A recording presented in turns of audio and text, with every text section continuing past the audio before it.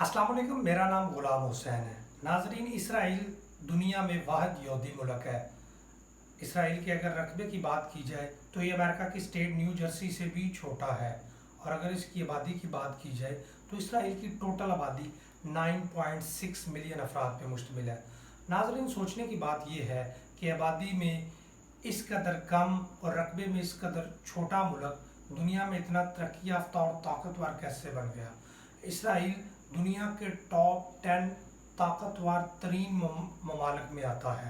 नाजरीन, आज की वीडियो में हम इसराइल की ताकत और तरक्की याफ्ता होने की चंद एक वजूहात आपके सामने रखेंगे। नाजरीन, इसराइल में जब कोई बच्चा पैदा होता है, जब बच्चा पैदा होने से पहला इसराइली ख़वातीन जो होती है वो हामिल होती है, तो उसको रियाजी के मुश्किल सवालात करवाए जाते हैं। सवालात के साथ साथ उसकी सेहत का ख्याल रखा जाता है, उसको खुश रखा जाता है, उसको अच्छे अच्छे खाने खिलाए जाते हैं। इसराइली लोगों का मानना है कि उनका ऐसे करने से बच्चे की सेहत पे बहुत ज़्यादा असर पड़ता है। उनका ऐसा करने से पैदा होने वाला बच्चा ज़हीन बच्चा होगा। दूसरी बात, जब वो बच्चा इस दुनिया में आ जाता है तो फिर उसकी तालीम के बारे में इसराइल की जो कौम है ना, वो तालीम के ऊपर उन्होंने बहुत ज़्यादा फोकस दिया हुआ है। नाजरीन, इसराइल में 2 से लेकर 17 साल की उम्र तक तालीम बिल्कुल मुफ्त है। 90% जो उनके इदारे हैं, तालीमी इदारे, वो गवर्नमेंट के अंडर हैं। लेकिन जो बाकी 10% इदारे हैं वो प्राइवेट है, लेकिन वो भी गवर्नमेंट के अंडर गवर्नमेंट की पॉलिसीज़ को फॉलो करते हैं। उसके अलावा वो काम नहीं कर सकते। इसराइल में जो जहाँ तक प्राइमरी एजुकेशन का सवाल है ना, वहाँ पे प्राइमरी एजुकेशन में वो पढ़ाई के साथ साथ बच्चों को एक्सरसाइज और टेक्निकल एजुकेशंस के ना छोटे छोटे कोर्सेज करवाते हैं। उसके बाद बच्चे की जो मैट्रिक की एजुकेशन है, वो मैट्रिक की एजुकेशन में पढ़ाई के साथ साथ साथ उसको कोई प्रोजेक्ट दिया जाता है। जिस तरह हमारे यहाँ फाइनल ईयर प्रोजेक्ट दिया जाता है बच्चे को, वो एमएससी या पीएचडी लेवल, वहाँ पे वो मैट्रिक वाले बच्चे को देते हैं। वो प्रोजेक्ट जो बच्चा कंप्लीट करके देता है उसको मैट्रिक की डिग्री दी जाती है। एमई सबको मैट्रिक की डिग्री नहीं वो देते। उसके बाद उनकी सेकेंडरी एजुकेशन की बात करें, सेकेंडरी एजुकेशन भी उनकी कमाल की एजुकेशन है यार, वो कमाल के लोग हैं। अब देखिए ना, वो सेकेंडरी एजुकेशन में वो बच्चे को साथ पढ़ाया भी रहे हैं और साथ 2 से 3 साल की बच्चे को आर्मी की ट्रेनिंग दे रहे हैं। इसराइल में क्योंकि वो एक छोटा मुल्क है, उनकी टोटल जो आर्मी है वो 1,40,000 की टोटल उनकी एक्टिव आर्मी है। इसलिए उन्होंने ना अपने जो उनकी यूथ है, जो बच्चे हैं जो स्कूलों कॉलेजेस में वो जा रहे हैं, वो उनको भी साथ आर्मी की ट्रेनिंग देते हैं, ताकि उनके कल को किसी मुल्क के साथ लड़ाई हो तो उनकी जो फौज है वो कम ना पड़ जाए। उसके बाद सेकेंडरी एजुकेशन के बाद उनकी हायर एजुकेशन आती है। हायर एजुकेशन भी अगर बात करें तो उनके ऊपर भी उनका बड़ा फोकस है। तालीम के ऊपर तो उनका बेताशा फोकस है। वो अपने जीडीपी का 5 to 6% जो हिस्सा है ना, वो सिर्फ तालीम के ऊपर लगाते हैं। इसराइल की यूनिवर्सिटियाँ दुनिया की टॉप की यूनिवर्सिटीज़ में आती हैं। और इसराइल में एक और जो हायर एजुकेशन की हम बात कर रहे हैं, वहाँ पे जो बिजनेस की डिग्री लेता है ना, उसको एमएनई बिजनेस की डिग्री देते हैं। वो जिस तरह हमारे एमबीए करता है, वो बच्चा एमबीए करता है उसको डिग्री मिल जाती है, वहाँ पे ऐसा नहीं होता। वहाँ पे अगर आपने एमबीए कर रहे हैं ना, तो साथ आपको कोई ना कोई बिजनेस स्टार्ट करना पड़ेगा, बिजनेस से प्रॉफिट कमाना पड़ेगा। वो प्रॉफिट कमा के उनको दिखाना पड़ेगा कि मैंने ये बिजनेस किया है, इससे ये प्रॉफिट हुआ है, और फिर वो आपको बिजनेस की डिग्री देंगे। ये नहीं है हमारी तरह अनपढ़ लोग उन्होंने बिठा दिए बिजनेस पे। उधर भाई ऐसा नहीं होता। वहाँ पे पढ़े लिखे लोग बिजनेस करते हैं, जॉब क्रिएट करने वाले लोग हैं, जॉब लगने वाले लोग नहीं है। और एक और मजे की बात बताऊँ, इसराइल को जो है ना वो स्टार्टअप नेशन कहा जाता है। इसराइल में इस वक्त 6,000 से ज़्यादा स्टार्टअप स्टार्ट हो चुके हैं। वो टेक्नोलॉजी में और एजुकेशन में बहुत ज़्यादा आगे हैं यार, बहुत ही ज़्यादा आगे चले गए। इसराइल इनोवेशन अथॉरिटी बना दी है। इसराइल इनोवेशन अथॉरिटी का काम पता है क्या? जो बच्चे तालीम से फ्री हो रहे हैं, अब उनको वो फाइनेंस करते हैं। जो है ना, उनको 0% मार्कअप के ऊपर लोन देते हैं कि आपके दिमाग में अगर कोई आइडिया, उस आइडिया के ऊपर काम करो और उससे कोई ना कोई प्रोडक्ट बनाओ। उनका R&D system, research and development system इतना ज़्यादा स्ट्रॉन्ग है, इतना ज़्यादा स्ट्रॉन्ग है। उनकी गवर्नमेंट देखती है यहाँ पे प्रॉब्लम किधर है, वो कोई ना कोई प्रॉब्लम उनको देती है, वो उस प्रॉब्लम के ऊपर काम करते हैं, उसका सोल्यूशन फाइंड आउट करते हैं। अब जब वो सोल्यूशन फाइंड आउट हो जाता है, वो पूरी दुनिया से बिजनेसमैन बंदे मंगवाते हैं, पूरी दुनिया की लीडरशिप इसराइल में मंगवाते हैं। उनको कहते हैं ये प्रॉब्लम थी, ये हमने सॉल्व कर दी है, बताओ भाई कितने में लोगे, कितने में लोगे।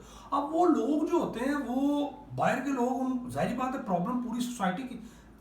आपने बिजनेस जो भी करना हो ना, अगर आपको प्रॉब्लम पता चल जाए ना, तो फिर आप उसका अगर सोल्यूशन बना लें तो आप कामयाब बिजनेस। इसराइली एग्जैक्ट यही कर रहे हैं। वो पूरी दुनिया में देखते हैं प्रॉब्लम की तरह, उसका सोल्यूशन फाइंड आउट करते हैं और उसको मार्केट में बेच देते हैं। ये उनकी तरक्की का सबसे बड़ा राज है। अब वो पूरी दुनिया के इन्वेस्टर्स को उधर बुलाते हैं, उनको दिखाते हैं कि हमने ये चीज़ बनाई है। अब दुनिया वास इसराइल चूंकि एक छोटा मुल्क है, इसलिए वो पूरी दुनिया में अपनी प्रोडक्ट बेचते हैं। अब होता ये है कि उनके R&D सिस्टम में जो चीज़ें जिनके ऊपर एक्सपेरिमेंट किया जाता है, एक्सपेरिमेंट जो है वो सक्सेसफुल जब हो जाता है, तो वो फिर बाहर के इन्वेस्टर जब आकर वो चीज़ें खरीदते हैं, तो वो कुछ पैसे अपने स्टूडेंट्स को, जो साइंटिस्ट वगैरह उन्होंने होते हैं, उनको देते हैं, और कुछ पैसा उनके गवर्नमेंट में आ जाता है, गवर्नमेंट के ख़जाने में जमा हो जाता है, ताकि उस पर वो मज़ीद रिसर्च वगैरह करके मज़ीद कोई ना कोई प्रॉब्लम का सोल्यूशन फाइंड आउट करे। बड़े भाई ये तेज़ किस्म के लोग हैं, टेक्नोलॉजी में कोई जवाब नहीं है इनका।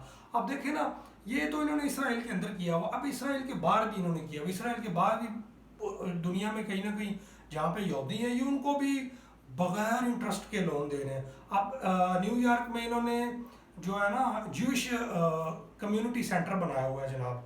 वहाँ पे ये दुनिया में अगर कोई यहूदी है, उसके पास कोई आइडिया है लेकिन उसके पास पैसे नहीं है, ये उन्होंने एक सेंटर बना दिया, वो यहाँ पे जाए, अपना आइडिया बताए, वहाँ से लोन ले ले बगैर मार्कअप पे। ये भी देखें इनका क्या कमाल है। ये मुसलमानों को या और किसी मुल्क को ये जब पैसे देते हैं, लोन देते हैं, तो उस पर मार्कअप लेते हैं, लेकिन अपने बच्चे जो इनका अपना कोई ना कोई बंदा होता है जिसके पास आइडिया होता है, उसको बगैर मार्कअप के ये लोन देते हैं, ताकि ये कोई ना कोई प्रोडक्ट बनाए, उसको दुनिया में भेजे और हमारे मुल्क का नाम आगे निकाले। इसराइल में अगर आप रिसर्च के हवाले से बात करें, ये 12 से 13 नोबेल प्राइज़ जीत चुके हैं।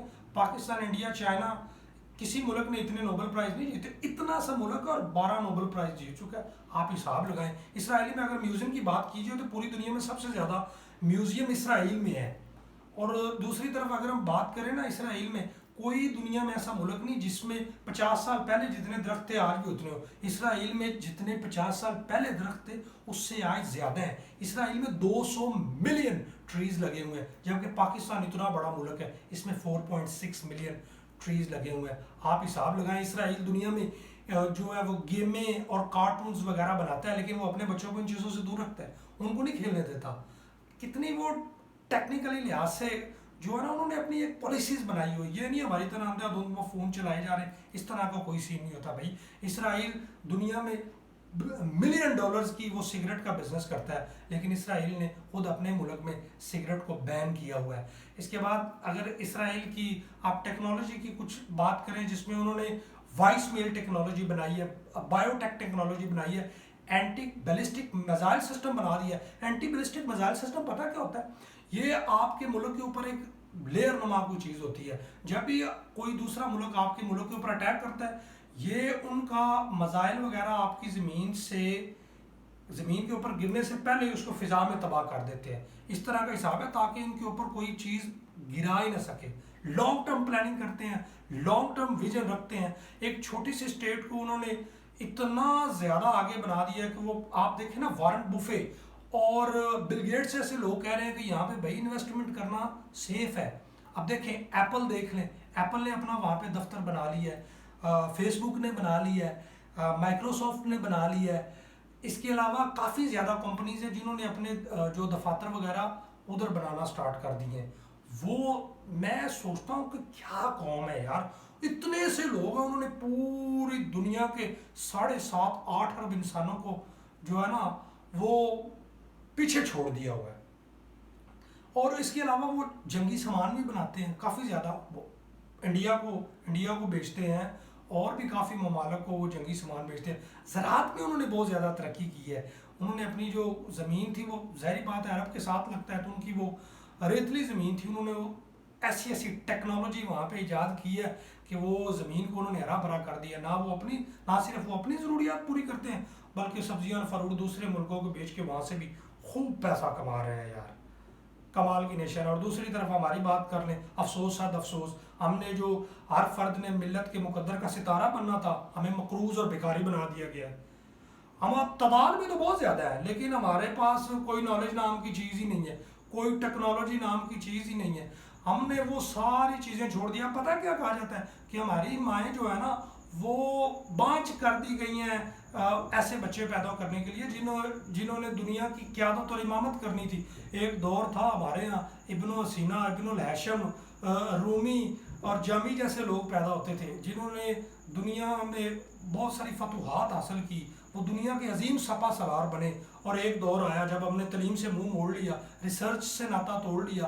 आज पूरी दुनिया में हम जलील हो रहे हैं, जलालत हमारा मुकद्दर बन चुकी है। लेकिन अभी भी घबराने की कोई बात नहीं। अभी भी हम तालीम के साथ अपना रिश्ता जोड़ें, रिसर्च के साथ अपना जो है रिश्ता उसको मजबूत करें, तो फिर हम भी एक अजीम कौम बन सकते हैं। पाकिस्तान जिंदाबाद।